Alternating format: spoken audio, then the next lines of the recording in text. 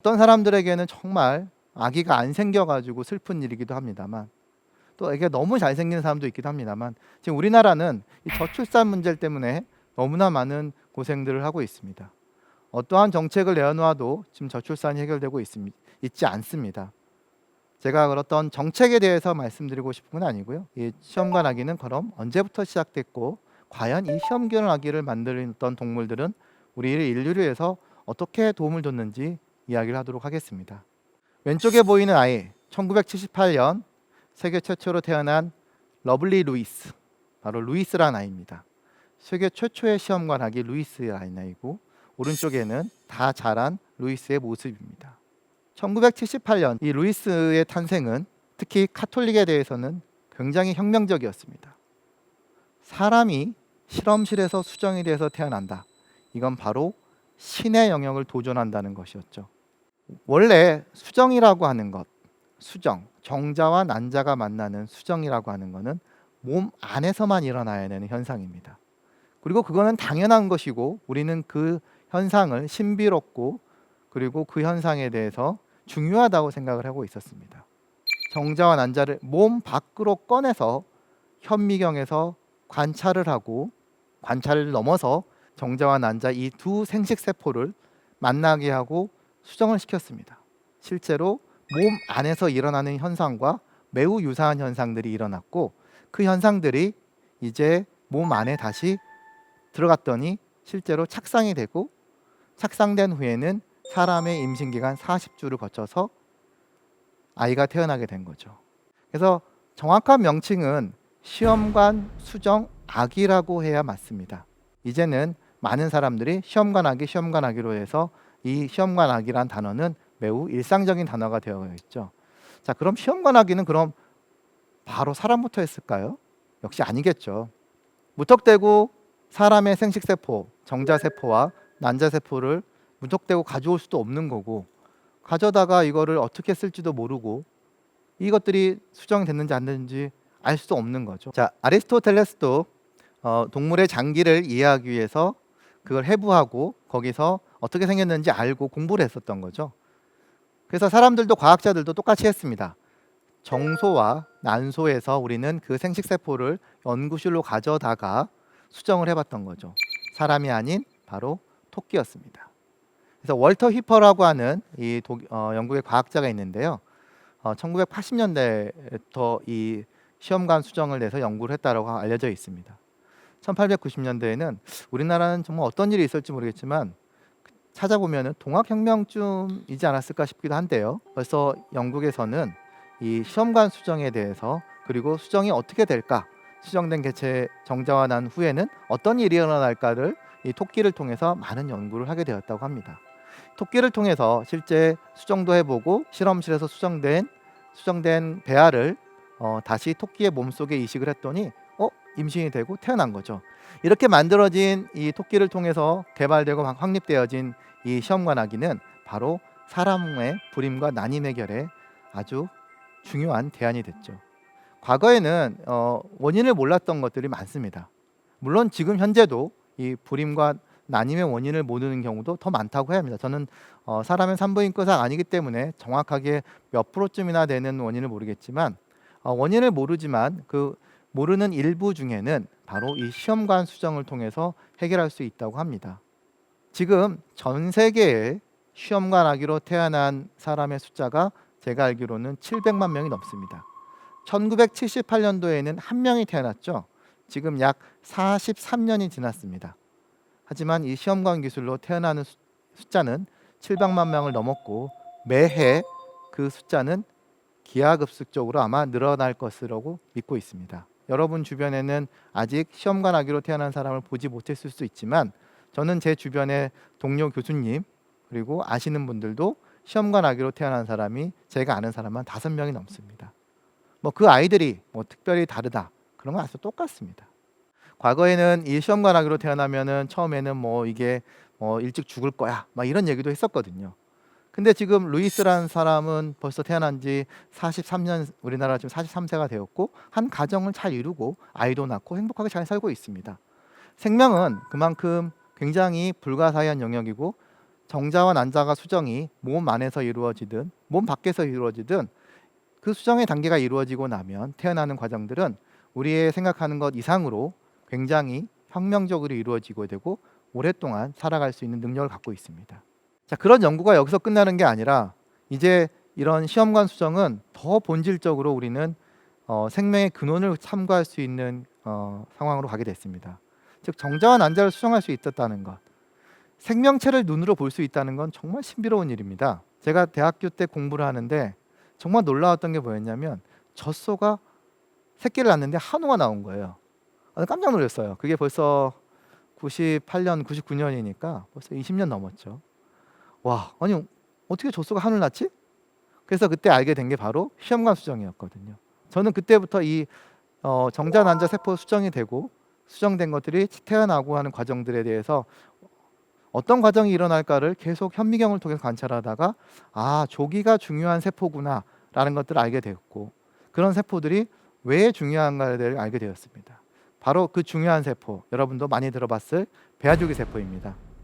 자, 왼쪽에 있는 이 여러 모양의 그림들, 눈으로 봐도 뭔 말인지 모르겠지만 이 동그랗게 보이는 이 그림들이, 사진들은 바로 우리의 몸을 구성하는 이 배아에, 아까 수정된 배아에서 몸이 되는 세포들 덩어리입니다. 이 세포는 아까 정자 난자를 수정해서 몸에다 이식을 하고 가끔은 남겠죠. 이식하고 남아요. 그럼 남으면 이걸 버리느냐? 버리면 또 아깝죠. 왜냐하면 이 정자 난자 세포를 얻는다는 것 자체가 매우 어려운 거잖아요. 그거를 과학자들이 실험실에서 더 오랫동안 배양을 해봤더니 배양이 되는 거예요. 어떤 조건을 해봤더니 배양이 되고, 와, 신기하게 계속 배양을 해도 그 세포들이 자라는 거죠. 그리고 그 세포들을 가만히 내버려 뒀더니 갑자기 세포가 쿵쿵 하고 심장처럼 뛰는 걸 관찰했습니다.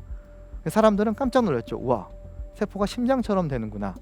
그러기 시작하게 되면서 그 세포의 특성을 알게 됐고, 그 세포의 특성은 바로 모든 세포로 갈 수 있는 전지전능한 만능세포이구나 라고 불렀고, 우리는 학술 용어로 배아 줄기세포라 불리게 됐고, 1981년에 왼쪽에 보이는 쥐의 배아줄기세포, 오른쪽에 보이는 사람의 배아줄기세포가 분리가 됐습니다. 이런 배아줄기세포의 기술들은 또 나중에 어디로 이루어지게 되냐면 바로 우리가 익숙한 복제양 돌리, 복제과 역분화 기술로 이루어지고 적용이 됐습니다. 먼저 복제양 돌리를 잠깐 말씀드리면, 앞서 말씀드린 것처럼 동물의 정자 난자를 계속 실험실에서 만지고 다루다 보니까 일부는 이식을 해서 동물이 실제로 태어나기도 하고 그러는데 벌어지는 정자 난자들이 많아요. 그거를 계속 다루고 면서 핵을 제거하고 핵을 집어넣기도 하고 이런 연습을 하다가 이제는 핵 대신에 체세포를 넣어보자, 그리고 체세포 대신에 새로운 DNA를 넣어보자 하는 여러 시도들이 있었던 거죠. 그래서 그 시도를 하게 된 이 고든이라는 캠브리지 과학자가 개구리 갖고 실험을 했던 거죠. 1953년도에 처음으로 이 개구리알, 이 개구리알은 너무 잘 보입니다. 안에 까맣게 보이는 핵이. 그리고 물만 주면은 자연스럽게 이 동물이 태어나죠. 너무 쉽죠. 그래서 이걸 본 이 고든이란 과학자들, 특히 영국의 과학자들이 개구리알을 실험실을 막 갖고 와서 그 핵을 빼보기도 하고 붙여보기도 하고 하다가 그냥 일반 정자 난자를 하지 말고 그 개구리알에다가 피부 세포를 한번 넣어보자, 이렇게 넣었더니 실제 개구리가 되는 걸 관찰한 거죠. 그게 바로 복제의 시작이었습니다. 그런 연구를 거듭한 끝에 영국 과학자들이 양서류인 개구리를 넘어서 돌리, 양에서 처음 만들었죠. 그래서 양에서 복제가 이루어진 후 전 세계에서 사람들은 깜짝 놀랐습니다. 이제 정자가 필요 없구나. 정자 세포가 없이도 난자 세포에다가 그냥 피부 세포만 집어넣게 되면은 동물이 막 태어난다는 거.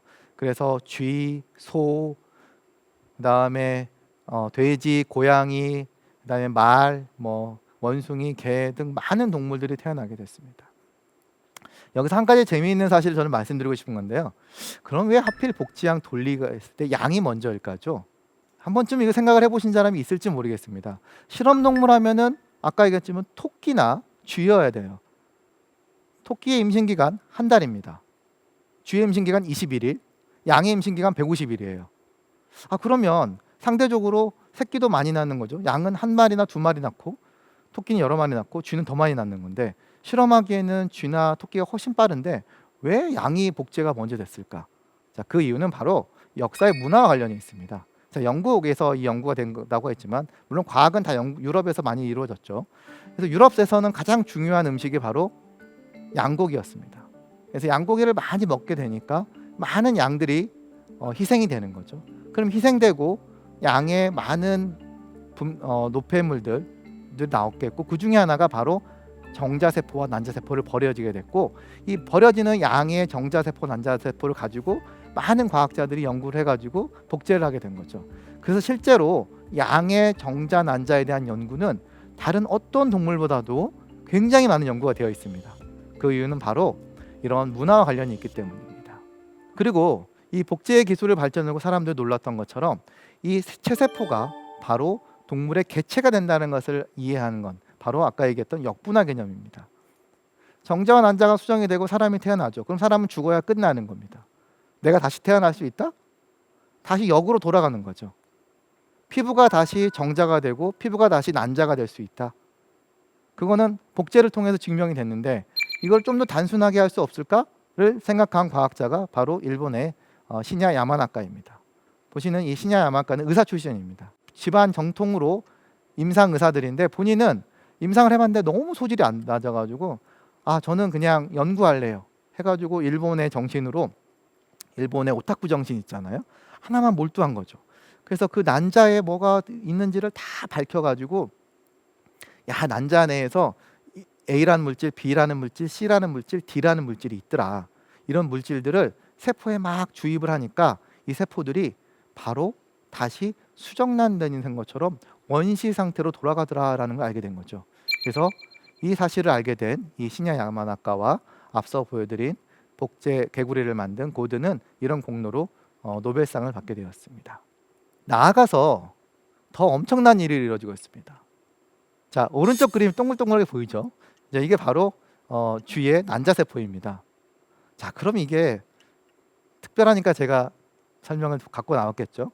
자, 얘는 인공 난자입니다. 난자라는 거 하는 거는 현재 우리가 알고 있는 상식으로는 정자와 난자가 수정이 돼서 동물이 태어나고 태어난 동물의 난소 안에서 원래 갖고 있는 세포만 생존해야 됩니다. 그런데 앞서 얘기했던 이렇게 배아줄기세포 연구, 복제 연구, 역분화 연구를 통해서 우리는 세포의 운명을 결정하는 많은 현상들을 이해하게 됐습니다. 그리고 그걸 통해서 실험동물을 통해서 직접 증명을 하게 됐죠. 이런 현상들이 잘못되면 쥐가 죽는구나, 이런 현상이 잘못되면 쥐가 아프구나 알게 되다가 우연히 알게 된 겁니다. 이런 현상들이 있게 되면은 세포가 난자세포가 된다는 걸 알게 됐어요. 그래서 이 사람들이, 이 일본 과학자들이 피부세포에다가 여러 물질을 넣은 다음에 줄기세포를 만든 후에 여기다가 다시 여러 물질들 다시 한번 처리하니까 이 세포들이 난자가 되는 것을 관찰한 거죠. 난자가 없이 난자가 만들어진다. 쥐에서는 정말 이게 2000년대 후반에 만들어진 결과였고 세계적인 과학 잡지 네이처에 소개됐습니다. 아마 사람도 머지않은 미래에 이제 난자가 없어도 사람의 세포를 가지고, 즉 피부세포를 갖고도 이렇게 난자세포를 만들 날이 머지 않았을 걸 갑니다. 그럼 이 실제 난자세포가 겉모양만 난자냐? 아닙니다. 실제로 이 난자를 수정을 해가지고 임신을 시켜보면은 실제 동물이 태어나기도 한답니다.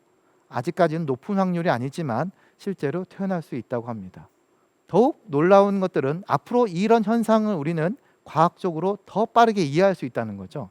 자, 그러면 우리는 그 동물들을 통해서 이렇게 난자세포가 정자가 되고 정자세포가 다시 난자가 되고 세포를 왔다 갔다 하는 신형을 넘어드는 현상들을 더 빠르게 이해하고 하면서 질병의 발생에 대해서 좀 더 근본적인 원인을 이해할 수 있을 거라고 생각을 하고 있습니다.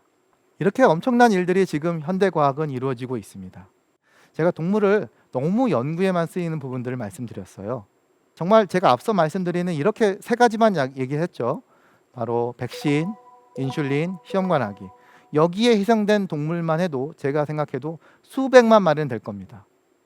그 외에 다른 연구소를 위해서도 여전히 수백만 마리의 동물들이, 실험동물들이 희생되고 있습니다. 그렇기 때문에 이제는 우리도 동물들을 희생을 하는 데 있어서 과학자들과 많은 사람들이 동물 좀 희생을 좀 줄이면 안 될까라고 하는 새로운 운동들이 일어나게 됐습니다.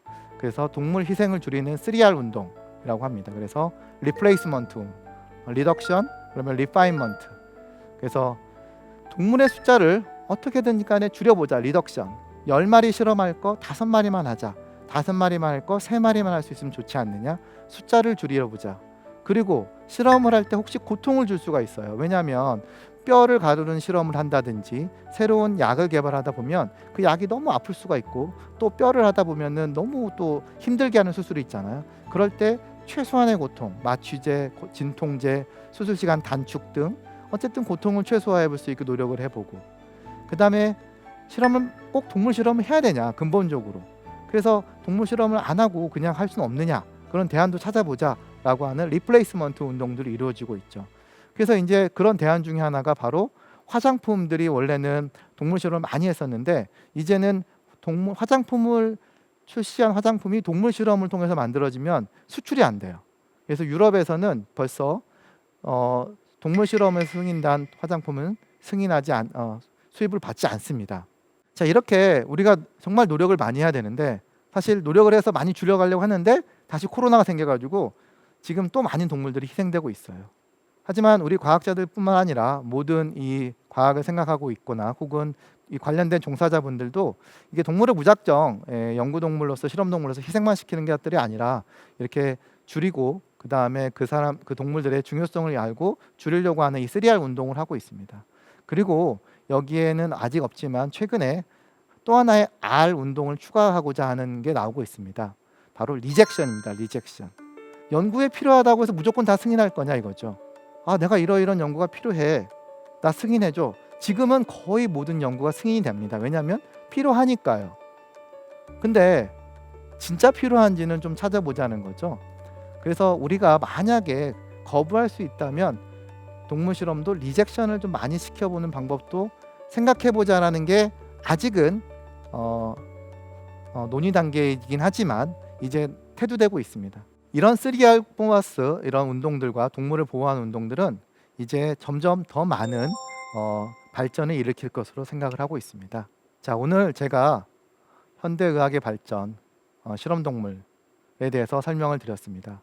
분자생물학적 실험실에서 정말 분자생물학 기술은 너무 빨리 일합니다. 자, 오늘 제가 DNA를 피를 뽑아가지고 혈액을 보내면 병원에서 내일 제 유전자를 분석해서 당신은 어떤 유전자가 있습니다라고 알려줄 정도로 빠른 속도로 이루어집니다. 자, 이렇게 빠른 분자생물학적 기술들을 통해서 우리는 그걸 통해서 실험동물을 통해서 확인하고, 또 확인한 다음에 안전성 검증하고 효능 검사해서 임상실험을 하고 있거든요. 자, 이 많은 실험동물들을 통해서 우리는 정말 많은 혜택을 받고 있습니다. 이 현대의학의 발전에 바로 숨은 공로자들, 이 실험동물들을 기억해 주셨으면 좋겠습니다.